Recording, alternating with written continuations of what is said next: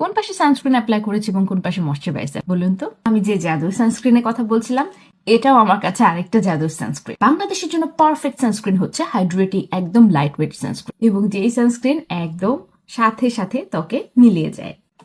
তাই বাংলাদেশে থাকাকালীন সময় সব থেকে বেশি আমি ব্যবহার করেছি স্কিন 1004 মাদাগাস্কার সেন্টেলা হাইলুশিকা ওয়াটারফিট সানক্রিম।